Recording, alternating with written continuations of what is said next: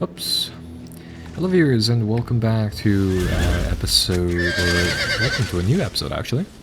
I did originally record the start of this battle, but well, what had happened was that I accidentally took the my record and pause button for the button that does this. So anyhow, welcome back. We've started the siege of Ramula, and we are well, kicking some butt using our newly acquired archers to great effect, just pummeling the enemies over here, these lightly armored Germanic flame hunters with volleys upon volleys of deadly shots. So this is a map that we've already seen very many times. I mean, just to add a bit of backstory to our battle here. Yeah, the gibbets here need to be taken down a notch. With that said, we are pressing our forces into their lands once again, and we'll try to shut them out.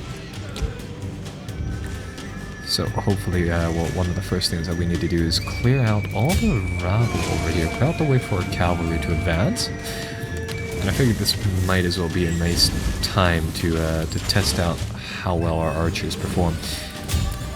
Right over here, this is just a blob of targets asking to be shot.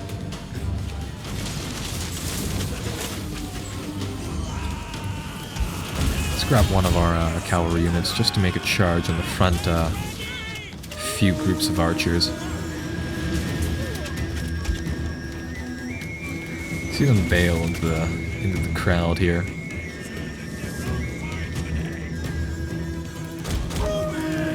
We're not going to charge the blob just yet.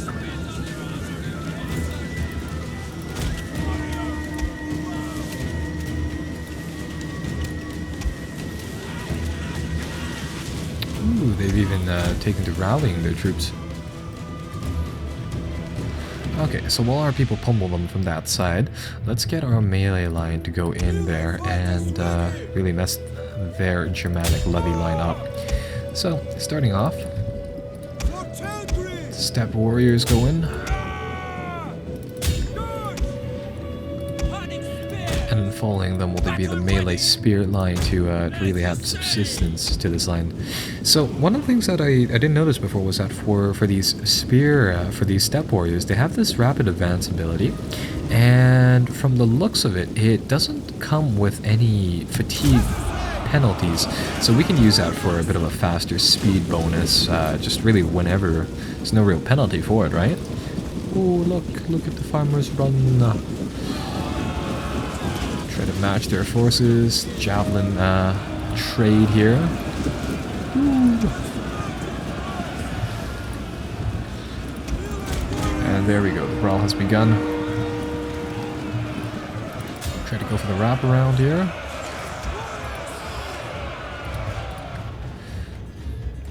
And there we go.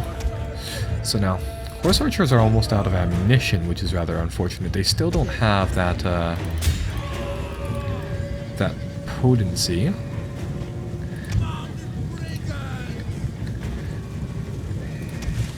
now let's get I'm going to try something new for this battle. I'm going to try to move my cavalry units through the blob after they finish the charge.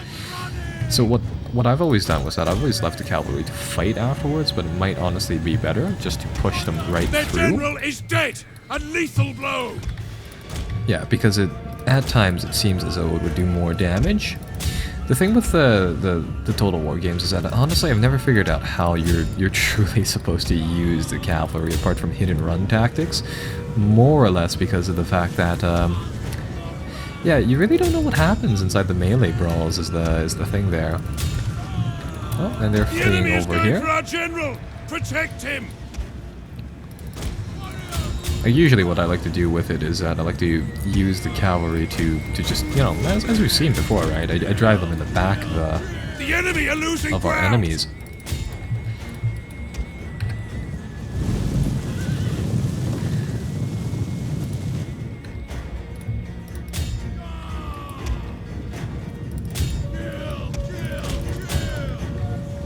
And cavalry will converge. This is going to be nice.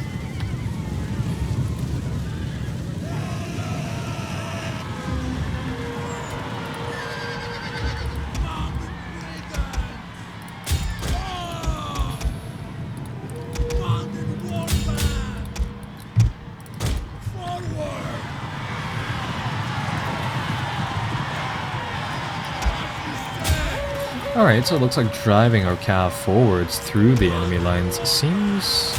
yeah, it seems pretty effective. I mean, nevertheless, though, our cavalry losses are still... they're still kind of high, but I'm under the impression that that's just going to be all of these battles.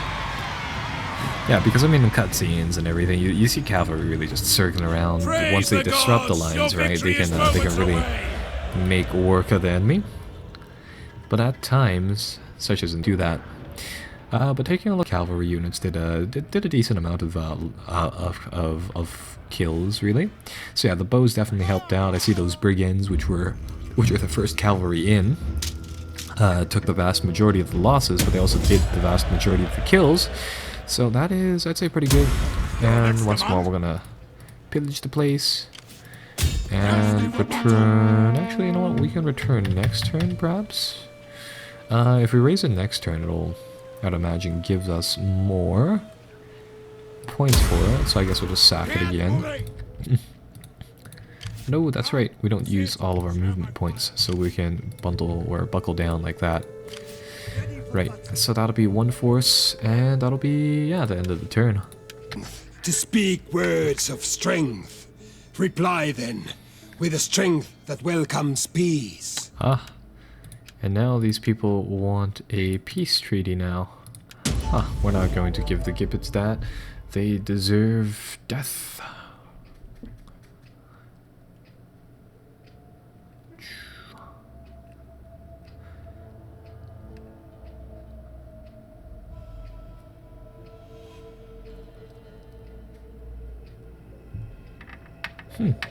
Now, come to think of it, once we finish up these these forces, there will be practically nothing left inside this region. I mean, almost all of the cities here are desolate wastes, really. And another matter of state has come up. Somebody's bringing us more tribute, so let's accept the gift and be done with it. And oh, that's right. How is Attila doing? He's age 8 now, so he's grown up. Attila, according to Wikipedia at least, he was mostly active during like 423 to 450-ish. So with that said, that puts us fairly in line with that. So that's pretty good. And yeah, that's right. We finished this tech systemic ransacking. So let's move forwards. Let's see. Let's do, we could do, might as well finish up the civic trees over here, so we'll just arbitrarily pick one, really. We'll grab Children of the Lamb, we'll get them to move onto this village. Take the place down. And if it gives us the offer to subjugate them, we will just do that right away, but no. Huh, in that case, where are these people located? We take this settlement for the tribe. Nope. Ooh. 2,000 points worth of stuff right there. That is a lot. Ah, I see. They had an army out, so they are You now have over the here. ear of my people. Do not waste words. We are worthy of better. Can't make them a tributary state anymore. But they are, for intents and purposes, defeated. I don't know. We lost one unit in the process here, but that's fine. Huh. Okay, so the steppe wolves here are still developing. They're building more income-producing buildings, so that's very, very good for us. Let's get another sack going on right here. Take these people down. Sack the place for 15. We probably should have just done that last turn. Now, let's get the Tempests to move towards Fulham over here. Siege the place, build some ladders, and take that down next time. Their main armies are over here.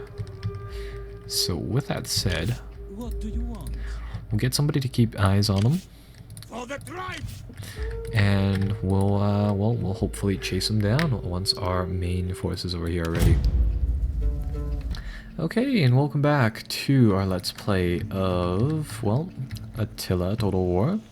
So, a few things happened this turn. We managed to make a peace treaty with Septimia. We haven't actually fought these guys once, but they managed to sue for peace with us for a tidy sum of 1,000 gold pieces. So we'll take that and we'll go with it. Finish some construction, which is good for the steppe wolves.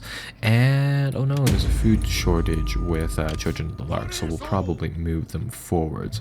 Now, despite all the pillaging and the stuff going on over here, we still want to form one, not necessarily an alliance, but we still want to have a few subjugated bands around, if only for the fact that subjugated bands give us a place to restore our forces. So we definitely want one of those either way.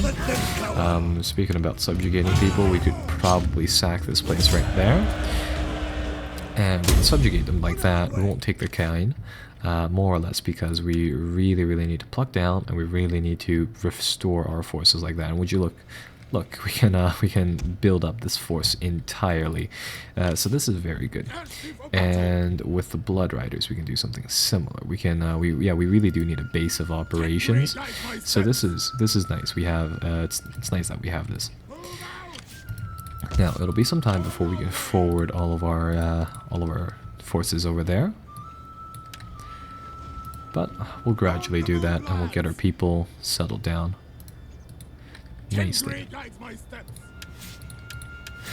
So now, apart from that, checking out some of the other bonus objectives, we could try to build some more archer units, but that's pretty much it. Yeah, our armies are mostly archers already. We could recruit some more here, and again, I'm going to check for any catapults, but I don't think we'll have. Oh yes, perfect. Hey, well that's really good timing. We managed to get one catapult unit there. A lot, especially when we try to make the drive into Roman territories once more. So yeah, that'll finish up that turn nicely. Okay, let's see. These Roman separatists are constantly being bothered. They're constantly using their spies against the Children of the Lark here, so it's making our movements really rather difficult. They keep on delaying our army is the main thing, but I mean it costs them gold per turn. I want to see whether or not we can deceive him. I mean, it's not as great as assassinating him, but that might be something worthwhile doing. So that's one thing. Over here with the Tempests, they recently picked up a catapult unit. I think I'll get them to buckle down for some time here. And they already have a bartering grounds. They already have a storyteller's yurt. I'm not going to make them a combat type of place, but I'll get them or a combat building, but I'll get them a commerce building to hopefully supplement our income by an amount. And we still have 3 turns on building this thing. What do we see over here? The Might of the Oak, a roving band. Patrolling over here. These are East Germanic separatists, or what's left of them. Let's see. I think I'll just push the Blood Raiders over here, and we'll get them to camp down to grab some forces as well. Now, hopefully there will be another catapult unit. Nope. But we can also recruit a few more units. So I think we'll get some archers for this stack right here. Now, hopefully once we can get Children of the Lark moving, we'll be able to press forwards into this area right here. Or we can return to the Eastern Roman Empire, because our scouts are still here, and they've been gradually picking up intel on their forces as well. And they have a string of very profitable small towns, undefended, without walls over here, and we'll press these people even further. Would you look at that? All of these are just great targets, especially since now that we see the results of our plunderings over here. Alright, well, some interesting things have happened this turn. So we have some what do we call it? Some noble births and all that, but a war has been declared. The Pontists have gone to war against us, even despite the fact that it looks like they've been fighting the Romans over here. So we're going to push our scouts ever further into their territory. The Pontists should be just around the corner from here, but taking a look, we found the hammers of... Oh, this is, yeah, the Pontists are right here. So this is their capital. Still no Roman legions in sight, so I don't know where they went. But they're definitely out of out of our places, so that's good. And we haven't been we've completed a few more buildings, so that's also pretty good news. Still can't move all too far, unfortunately, with the Children of the Lark over here.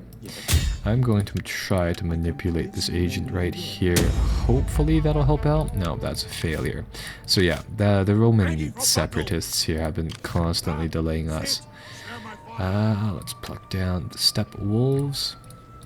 Blood Raiders are packed down. I was going to try to go to where I was going to try to move eastwards, but now since we're back at war with the Roman Empire, we might want to turn this train around and sack Constantinople now that we have some more catapults and this alone port in the Mediterranean. Huh.